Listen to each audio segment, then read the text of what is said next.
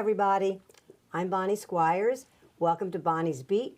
We're coming to you from MLTV Mainline Network, which used to be Radnor Studio 21. We're still in Radnor, so don't worry about it. I'd like to interview people who are doing interesting things in the community, whether it's academia, athletics, arts and culture, politics, whatever. And today, I have someone who is not just an important cog in the wheel of society, but she's an old friend and a very talented woman. Our guest today is Gloria Hochman, who is an author, an editor, an advocate, does all kinds of good stuff. Welcome, Gloria. Thank you, Bonnie. I'm so happy to be here. But today I have you in your special capacity as the voice of Stan Hochman, your late husband. Absolutely, and this is my 6th book that I've written, and it is the... Oh, but who's counting, Gloria? Who's counting? But it is the one that means the most to me, as you can imagine. Did you select every single one of his columns? I went through 7,000 columns. 7,000 columns, because he's been writing for over 50 years. Right. And he wrote a column and a sidebar and a sidebar and a story every day. So I had a lot to go through. And, you know, Stan, he didn't keep them in the most organized fashion, so they were all over in file cabinets and chairs. And so I went through them, and it was so hard to pick because his writing was also dazzling. And I have a whole stack of columns in our bedroom that has a big sign on it that says, "Heartbreakingly eliminated." Because they were, everything I didn't choose was as good as what I did choose. And How many did you choose? 100. That was 100. that was the quota that I had from the publisher. And the publisher? It's Temple University Press. Right. So I chose 100, and I chose them on the basis of what I thought would interest the public the most. So highlights like the Frazier-Ali fight of the century. That's a great column. That I thought people would really want to see that. I wrote about Magic Johnson when he learned that he was HIV positive, and what Stan said about that. I wrote about Dick Allen. Did he belong in the Hall of Fame? And Stan said, yes, he did. And it was one of the last columns he wrote. He's still not in the Hall of Fame. But if Stan were here, he'd keep plugging. We haven't given up hope yet. We haven't given up hope, no. So there were so many columns, horse racing columns. And the book is divided by sport. Baseball, basketball, football, hockey. One section called Stan's World, I believe is what we called it. And it's things that are outside of the realm of sport or traditional sport. There are columns on tennis and golf, but there's also restaurant reviews, which he did. And there's a great line from a restaurant. He loved a restaurant in Atlantic City that's called Chef Vola's. And it's a I have super never place. been to Chef Vola's. I have a friend in my condo building down the shore who promised years ago that he would take my husband and me to Chef Vola.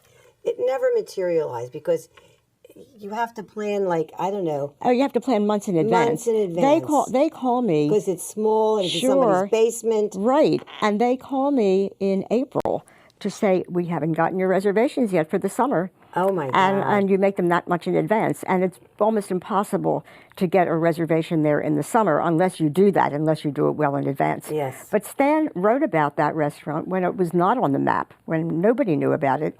And a great line that he had that I loved was, Louise's banana cream pie is the most fun you can have in Atlantic City with your clothes on. And I included that column in the book. I also included, you know, Stan was famous for his zingers, for his one-liners. Oh, yes. And there were so many of them, I couldn't include all the columns. The Imperial Grand Poobah is what Stan called himself when he was interviewed on the radio, and he was interviewed like every day. Right. Well, it was a title that Angelo Cataldi on WIP had come up with. he wanted Stan to be on the air with him every Thursday as the Grand Imperial Poobah to settle the controversial sports issues of the day. And Stan's word was the last word. Once the Poobah made a ruling, it stuck.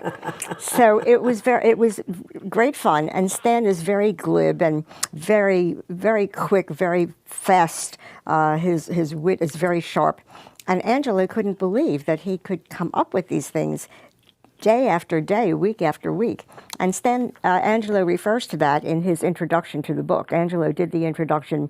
Ed Rendell did a message in the book. Yes. And each sports section is introduced by a luminary in that sport. A luminary of luminaries. Yes, Gary Maddox did baseball, Ray Didinger did football, Bernie Perrant did hockey, Larry Merchant and Weta Frazier, Joe Frazier's daughter, did boxing.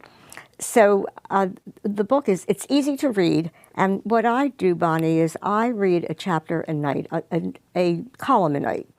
And, you know, Stan and I had a 54-year-long marriage, and it was a love affair. Even before I met him, I fell in love with his words.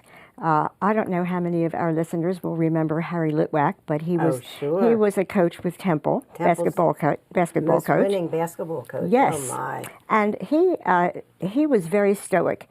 A lot of coaches you see get very agitated and they're very expressive and they're sweating and they don't like a ruling that the referee made and so they scream. And he was never like that. He was just very stoic.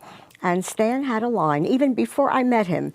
The line was, Harry Litwack stalks the sidelines like a blind man at a nudist colony. And I thought to myself, gee, anybody that can write like that, I could live my life with. So I really fell in love with Stan's words before I fell in love with him. And I continue to love him through his words, which I read all the time. His words brought us together. We have to talk about your accomplishments also. Okay. Because you're not a slouch. How many books have you published? I have done 6. This is my favorite, of course. But I love the one you did with Patty Duke. I did one with Patty Duke. I had just signed a contract for a book on children of divorce, what happens when kids of divorce grow up, how committed can they be. And I got a call from a publisher in New York whom I had written for. And he said, there's a book I'd like you to do. It's with Patty Duke. And I said, I can't. I just signed another book contract.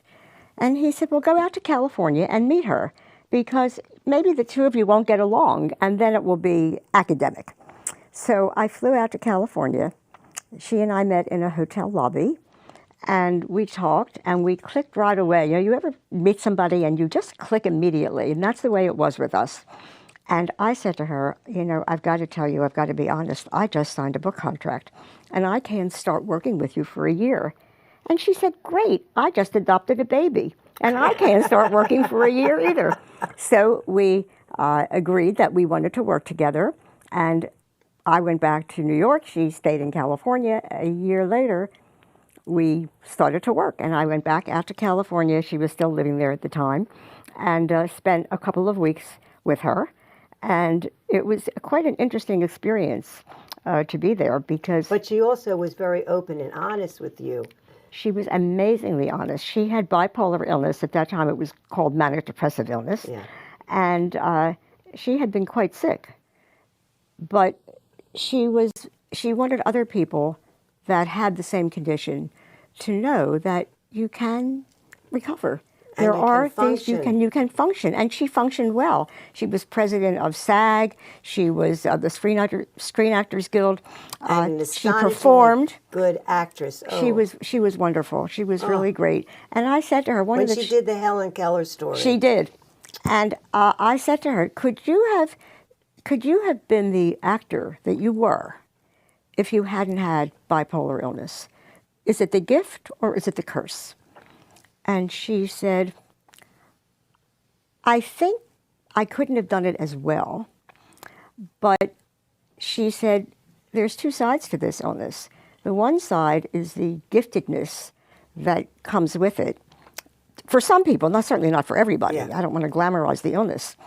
But she said, The second part is the terrible depressive lows when you can't get out of bed and you can't function and you have thoughts of suicide. And she tried to kill herself many, many times. And her kids would hear her behind the bathroom door and they would say, "Mom, don't do anything, don't do anything." But she was so disciplined because of her early training that she was able to stay in bed for a weekend and be depressed, not do anything, get up Monday morning and go to work and do a great performance. It was amazing to me and amazing Yes. to those who were close to her. So it was quite an experience. And at the time, And the book was a bestseller. the book was a bestseller. Yes. Yes, it was a bestseller on the New York Times bestseller list for several months. And she told me that she was getting very tired of Los Angeles because it was very phony and that she really wanted to move. And eventually she did move to Coeur d'Alene, Idaho. But when she told me that, and I absorbed it, listened to it, and right after, she was performing in a play at the time, and right after the last performance, we went to a coffee shop that was near the studio, and a man came over, and he said to her, "I loved you in that play. You were just so terrific. You'll come over to my place tomorrow morning, and I have a play for you, a part for you." And then he turned to me and he said, "You come too. I have a part for you." And so she looked at me, and when he walked away, she said, "You see what I mean about the phoniness of Los Angeles." I mean, man had no idea who I was. So But I figured if you with Patty Duke, I must have some acting talent or something. Of course I don't. And he would have been very surprised had I come for an audition. But so you didn't get a chance to audition. I didn't audition. And I really wonder what would have happened. Yeah, maybe I would have had a whole different career. You never know. That's true. Well, you've had very interesting. Well, tell people what your full-time job is also. Well, it's not really full-time. It's part-time because I'm always writing. I have worked for the National Adoption Center, which just changed its name to Adoption Center. And it's an organization based in Philadelphia that finds families for kids who have special needs, kids that are in foster care. And amazingly enough, in the time I've been there, I've seen it go from one kind of child to another. So it used to be that we had some younger children, maybe 3, 4, 5 years old, that were in foster care and needed adoption. Now we're seeing a lot of teenagers. The kids they grow up in foster care to teenagers. And for many people, it's difficult to think about adopting a teenager. They think their personalities are crystallized, and will they be able to deal with the issues that the children bring? And you can imagine if you're 14 and you're waiting to be adopted, you're going to have some emotional issues. But you're not a social worker. I'm not a social worker. What's your educational background? I am a journalist. I studied communications is my degree. Where? At Temple University. And they had a fabulous course. Actually, it's the reason that I went to Temple, because I had a choice. I had a full scholarship from high school that I could have taken to either Temple or Penn. So why did I choose Temple? Because they had an outstanding course in journalism and communications. And I made that choice, and there's so many people working in the media now who are graduated from Temple. But you always knew you wanted to be a journalist. I always knew I wanted to be a journalist from the time. If I couldn't be a tall blonde singer, I wanted to be a journalist. So that was my first choice. And but I was smart enough to know that there's some things that are just never going to happen. So yes, I loved being a journalist, and I wrote for many years, maybe 25 years, for the Inquirer Sunday magazine. That was a regular beat. When it was truly a magazine. When it was a magazine, yeah, when it was not part of the broadside newspaper. Yes. And I love doing that because I could write in depth. I mean, today, magazines are asking us to write shorter. People don't have much of an attention span. The whole internet tech society has gotten people used to getting news in short bites. And people don't read as much as they used to. So even an in-depth magazine piece, what they call an in-depth magazine piece, might be 1,500 words. I used to be able to write 4,000. And so... Big difference. Big difference, because I could take a subject and I could really mine it. And I felt each time I did a magazine piece, I felt like I had taken a course in that subject and that I was back in college learning. And I miss that. but I write for the Inquirer, and I will go back to that. Wait a second. Her daughter, Andy Hochman, writes the most fabulous articles for the Inquirer about couples who, and a lot of them are non-traditional couples, who have either just delivered a baby, adopted a baby. It's amazing. Had a baby through a surrogate. Surrogacy. It could be a single person. Yeah, it could be a couple, male couple, female couple, heterosexual couple. It could be somebody who has been thinking about having a child for a long time and knew that she was not going to get married or didn't want to get married and decided to have a baby anyway, either through adoption or through a sperm donor. And the columns are wonderful. She's been writing them for almost 5 years now. Yeah, her columns and are they are fabulous. really great. It's called The Parent Trip, and she is very good. And you know, Stan used to say, you know, I'm the third best writer in my family, which of course was absolutely not true, which is why he was able to say it so confidently. But he was a super duper writer, and I think that Andy and I have both benefited from the inspiration that he gave us. Well, I have to tell you, I mean, every one of these essays that you chose is fabulous, but I particularly was attracted to On the Road with Leonard Tost. Absolutely. Since I knew Leonard Tost, and my dear friend Paula Dresden was his significant other, Yes. you know, the last 11 Yes. years of his life. But the way he depicts Leonard, Yes. and Leonard, he might have had a drinking problem. We're not sure. Everything is doers and water with a twist. Uh-huh. So, but, and talking about the millions, and I love it when he has Tost quoted as saying, the whole debt is 27 million. I don't know where you guys get your numbers, because it was, yeah. So, and That's when they were talking about the sale of the Eagles, the possible sale of the Eagles. well, it's when he lost all that money. When he at the lost all that casino, money. Mm-hmm. because he was drinking a lot, and he had unlimited funds available from the casino. Then Right. he ended up, he sued the casino. Yes. And Leonard called me one day and asked me, would I please keep Paula company in Camden at the courthouse? So I did, and it was a very interesting experience. I bet it was. Tell you. But he lost the case. Yes, I know. I loved Leonard Tost. I mean, he was a fabulous person. He was a philanthropist. Yes. He was absolutely amazing. And the years just fell away when you saw him. He's the best dressed man I ever saw. Absolutely. And Stan wrote about that. There's an essay in here about Leonard Tost's death. Did you come across it? I'm trying to remember, because there were so many that were so wonderful. Yeah, let me see if I can. Oh, especially, I marked the one about Bruce Jenner, who is now Caitlyn Jenner. Right. And, right. you know, he's Well, let me see if I can. That's an interesting one. Let me see if I can find this one on football that was on the road. Okay, 174, I think it is. 174. Okay. He lost a lot, but he loved the game. Oh, Leonard Tost was the best dressed guy at the trial.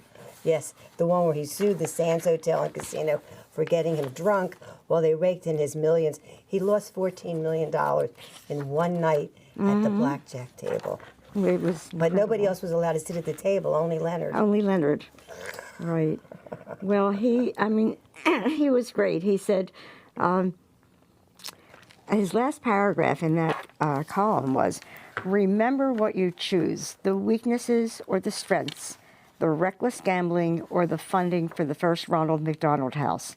Me, I hope Tost is somewhere peaceful, elegantly dressed, his glass full of top-shelf scotch, poured by a pretty young woman with a genuine smile, sweet music playing in the background. So He was an amazing man, Leonard Tost. He Yeah. really Was, absolutely. Absolutely. He was wonderful. He was generous. He was kind. And But your I husband, certainly miss it's him. funny because I don't follow sports. I mean, when the Eagles are going to be in the Super Bowl, then I follow. Right. Okay? And I even wore my Eagles shirt on Sunday because you got a 5% discount at Acme if you're wearing Eagles gear. Ah. So I did my shopping, and then I had a coupon for a $12 pizza at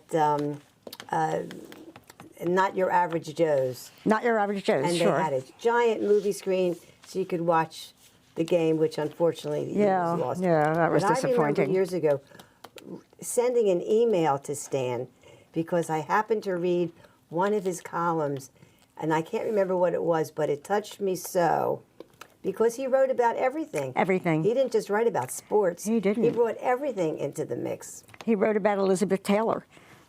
He was sent to Puerto Vallarta after a World Series to cover the making of a film called The Night of the Iguana.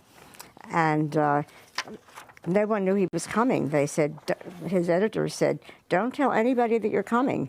But when he got there, they were so thrilled to see him because they didn't have any technology down there, and they didn't even know how the World Series turned out. So Stan was able to bring them news of the World Series, and they loved that. So he ended up writing about it, and I think he said something in his column about, he called it Iguana Days and Nights. And he said, those violet eyes, those sparkling violet eyes, that's what I remember most about my lunch with Elizabeth Taylor in that hotel dining room in Puerto Vallarta. I was close enough to reach out and touch her if I dared. I didn't dare.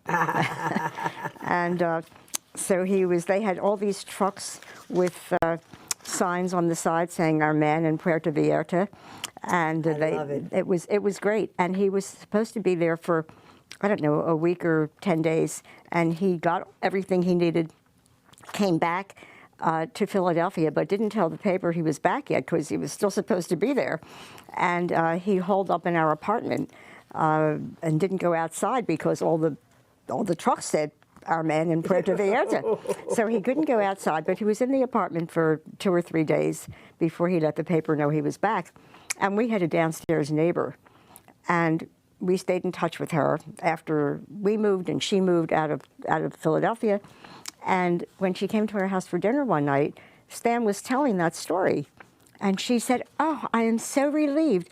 I knew there was a man upstairs in that apartment because I could hear the footsteps and I could hear a man talking, and I'm so glad to know it was you." So it was really funny. So he wrote about many things. He loved boxing, and he wrote a great column after the fight of the century with Muhammad Ali and Joe Frazier. Absolutely. And the thing was, he knew all of them, everybody he wrote about. He had a personal relationship with. Yes. And he could tell you things about them that you would never have known in a million years. And Yes, you're right. And he didn't care about how many runs were scored or how many punches were landed. He cared about what was in the heart and the soul of the people that he wrote about. And he wanted to bring that to his readers. I always said he wrote like he was painting a picture, and he put you right in it. But I liked what he wrote about Pete Rose. Because he was giving Pete Rose very good advice, telling him, you're not supposed to bet on games. Yes. That's not the way the world works. That's not what you're supposed to do in baseball. No, not what absolutely. You're supposed to do. And anyway, I hope everybody's going to go out and buy a copy of Stan Hochman Unfiltered. It's really a wonderful romp through all professional sports, but not just professional sports. And when you've got people like Ed Rendell and Angelo Cataldi who are writing introductions and all, I mean, you find out something about the personal life of everybody, right? Every famous name you ever heard about, you ever read about, they're all in here. They're all in there. And Ed Rendell and Stan were going to write a book together about the psychology behind sports fans booing. And Ed said, we never got to write that book. That. He sure did. And he said, I'm sorry, we never got to write that book.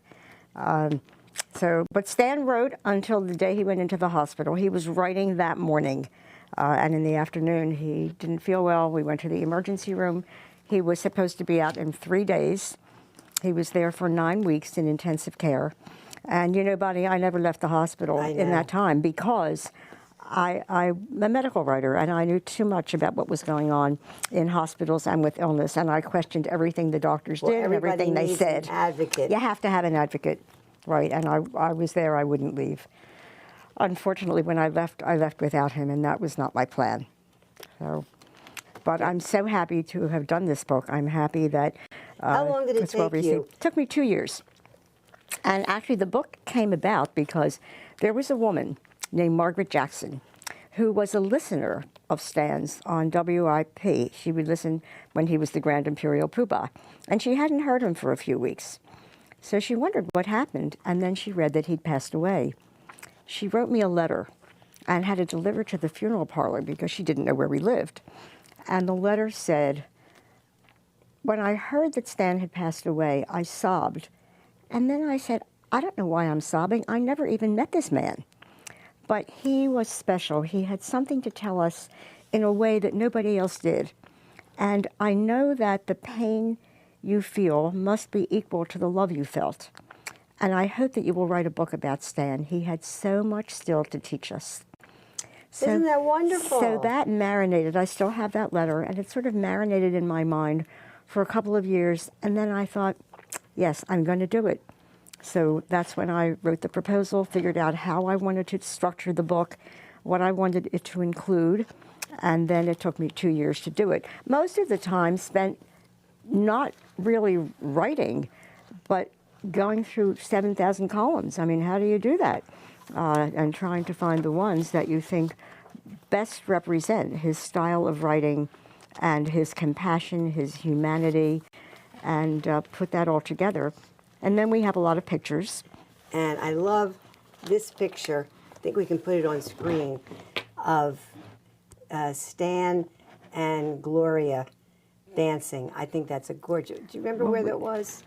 It was when Stan got some kind of an award, I believe. I don't remember. He must have gotten a lot of awards. He got lots of awards. A lot of awards. Lots of awards. And actually on Monday, the 20th of January, there will be an award presented in his name at the dinner of the Philadelphia Sports Writers Association. They created an award for him. And the award was won, the first person that won it was Mike Sealski, columnist for the Inquirer. Yes. And last year, Ray Didinger won it. And, another great columnist. Yep, and this year Ray is going to be presenting the award to the next winner, and I don't know if I'm allowed to say who it is, so I won't. Oh, okay, But, all right. And then Ray and I are going to be reading from our respective books, Stan Hochman, Unfiltered for me, and the Eagles Encyclopedia for Ray, at Barnes & Noble on Rittenhouse Square on the 21st at 7 o'clock.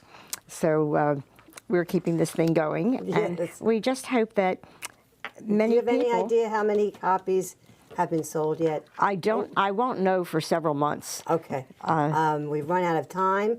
Thank you so much, Gloria Hochman, and I hope everybody reads Stan Hochman Unfiltered.